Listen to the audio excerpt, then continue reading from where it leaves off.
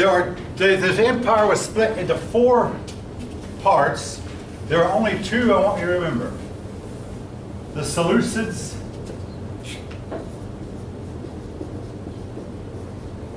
and the Ptolemies. The Seleucids got the biggest territory. They took over what is today Syria, that's included all of Syria and what is today Iraq and Iran, Persia, most of the old Persian Empire. The Ptolemies went to Egypt, took over Egypt. Now we're going to talk a little bit more about the Ptolemies later. One of them became a great astronomer, and the last Ptolemy was a woman named Cleopatra, whom we've made a movie out of, but also a woman who married Caesar, Julius Caesar. She was a Ptolemy, and she was the last of the Ptolemies.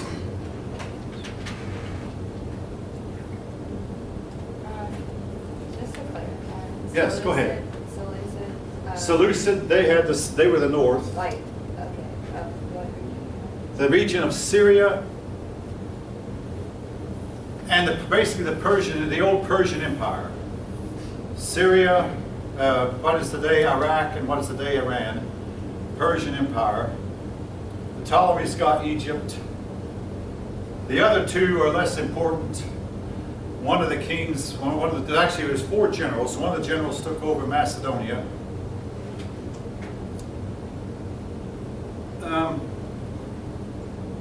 Your book then gives, they asked the question, was Alexander the Great great, or was Alexander great? Now, someone was asking about a paper. If you want to know what kind of format I really like for a paper, what they have here in this section might give you some idea, or that they state their opinions as best they can. Was he great? And they give 2 sides to him. Yes, there was the bad side. He was quick-tempered. He killed his buddies. To throw a temper tantrum, he was a heavy drinker. And he slaughtered and risked the lives of his own people, all for seemingly nothing. But the other side of him was he changed the course of Western history. After him, we have what's known as the Hellenistic world came up. Hellen was an old term for the Greeks. They called themselves Hellenes. So the period of time between Alexander and the Roman Empire is called the Hellenistic world.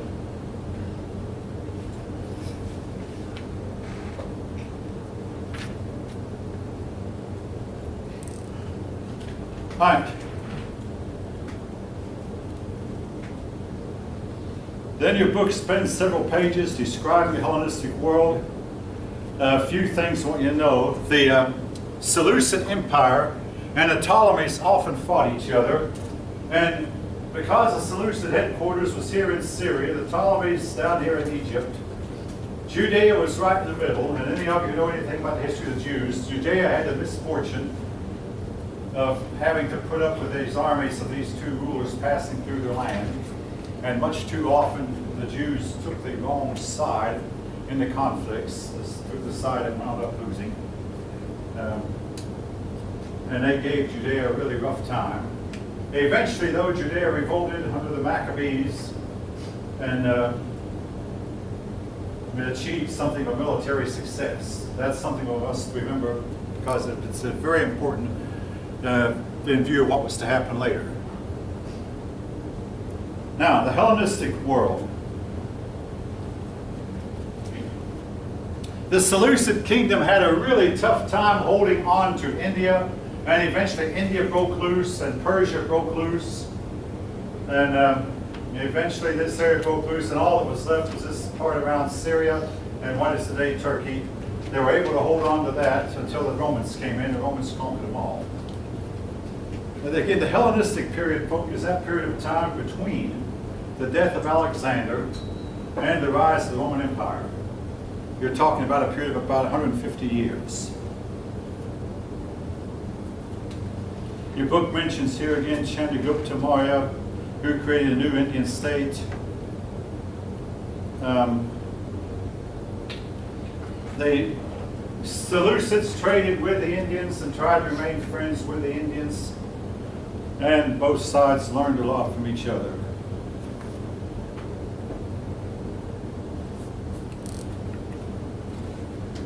Trade Again, very important. Trade did a lot to enrich and exchange not just goods but ideas that changed the way these people lived and thought. And one of the changes was a change in their attitude toward women. I'm looking at page 118, by the way. The Greek world had in general, now granted Plato was an exception, but the Greek world had stated that women were to stay at home and maintain an inferior status. However, Hellenistic women, some of them became educated, particularly among the aristocracy, and they elevated themselves, became more refined, and got more involved in the area of politics or helping direct the affairs of state. In other words, they moved up in the world a little bit.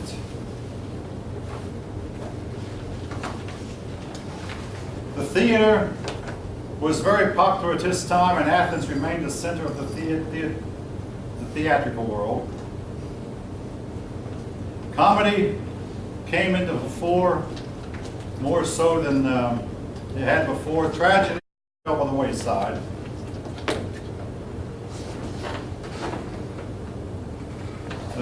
Plots oftentimes had a hero falling in love with a prostitute who was not particularly evil, and the prostitute would often turn out to be his long-lost daughter or a very rich neighbor, someone he already knew. The hero marries her, they live happily ever after. Again, these were some of the plays that were going on in Athens at the time we're talking about. What's that? Yeah, the book says that they often did, yes. Again, you may know, folks, that children born to incest oftentimes have physical and mental weaknesses that children not born to incest might not have. In other words, it's called inbreeding. You breed rabbits with the relatives, they'll turn out deformed. Yes? You mean like Anastasia? Like what? Anastasia. Like a little I'm not familiar with the story that much. No. Basically all royalty, because you have to keep it in the family. Well, okay, now, okay, yeah, now tell you, yeah, now, okay, now Anastasia was the Russian Tsar's daughter. Oh yes, yes. The royalty wound up late in the 1800s and 1700s having a whole lot of physical and mental deficiencies. The royal line of the Romanovs, the Russian royal line, had genetic weaknesses that might have been bred out had they married outside their family, but they had to marry other royalty, and the result was royal lines that were defective. By the inverse of that, the more distant related the parents are, the better the offspring. Now, we see that in the case of the United States, where a lot of Americans who came from Europe, the Scots person would marry a French person, or a Welsh person would marry a Scandinavian, or Americans tend to marry over the horizon, people who lived several states away. And the result was Americans became bigger and stronger than their European counterparts. And when the Americans fought abroad in World War I, the people they fought against were much smaller than a typical American. Now, having said that, folk, I don't in any way mean to be racial. In fact, I mean this remark as a compliment. One reason why African Americans make our professional football and basketball teams is African Americans tend to be more distantly, their parents more distantly related than that of whites. I see a few heads nodding if you agree with that. In Africa, the Africans living there are not that big. They come here and, now folk, I'm not saying we should, but we count anyone who is, I mean, if one of your parents was black, or even if you had a black grandfather, or just one of your grandparents were black, you're considered black. Barack Obama had a white mother, but we consider him a black man. I mean, I'm not saying we should, I'm just simply stating the fact that we do. All right, anybody want to comment? Anyone have any ideas? Ian? They can make the team and beat out a lot of white men because, again, I think a lot has to do with their ancestors are more distantly related. And it's not that black is better, but the mix is better. Yes. Can it be proven that they're more? Can it be what? Like that African Americans have more muscle or anything? If you look at them, the ones that's in Africa, not necessarily, but the ones who are in America who are mixed with very, very distant parents, if they're distant related parents, then they do have more muscle. They have more muscle, bigger size, taller. Yes, and not every one of them, but in general, a whole lot of them do. Again, it's not because of the genetics; it's the distance of their ancestry. Now, a lot of Asian people appear to be small, and I think that's because they were right. I'll say in the case of the Europeans, and I'll get to the Asians in a minute. The average height of the European male in the Middle Ages was 4'6". Okay, now there were some tall ones. Henry I of England was 6'3". George Washington 6'1", but that's past the Middle Ages. And George Washington also was. He was very tall. He was a fourth generation American. Yeah, Abraham Lincoln was about a fifth generation American. Yes, there's a difference. But the average height, based on their armor, appeared to be about 4'6", because they were marrying inside their community, where the nobility was marrying other nobility. Then they came to the United States, and like I say, they started marrying over the horizon. Now, among the Asian people, it seems to me like Asian people are getting bigger, and I think a lot of it has to do not with better diet, not with better medicine, but that they're marrying over the horizon. Thanks to the automobile. Over the horizon, I mean, you know, like my parents, my dad was Pennsylvania, my mother Kentuckian. Then I married a woman from Florida.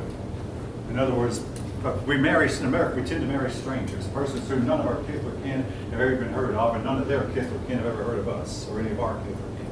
Complete, total strangers. That may not be good for us socially, but it is good for our genes. Like Persians still have like. What's that? Persians, like they kind of marry within the family, like cousins, like first cousins. Bad idea genetically. Really bad. I mean, they still try it still today. Yeah, really bad. In fact, among the Amish have stopped this, by the way, but they were marrying only in their community. After about 200 years of their community, they started developing all kinds of problems. And their doc said, it's because you're marrying, you might as well be marrying your sister. You're marrying relatives on their father's side, your first cousins, on your mother's side, your second cousins. So they stopped marrying their community, started marrying Amish in other communities. The result is they're healthier and better. I mean, have any of you ever heard this outside of the class? Yeah, my mom told me it has strong bloodline. Oh yeah, okay, several of you have, yeah, okay. Again, if I could go back to Sparta and say, hey, if you want to build a race of super warriors, send your men to Spain to find wives there, send some of them to Persia to find wives there, send some of them deep into Africa to find wives there, and send your women off or bring men from, from France or from Britain. Find a husband for your men, and you can create a race of super warriors. But if you keep inbreeding within your own community, forget it. You're going to eventually become extinct. And that's exactly what happened to you. Became extinct. All right, leaving.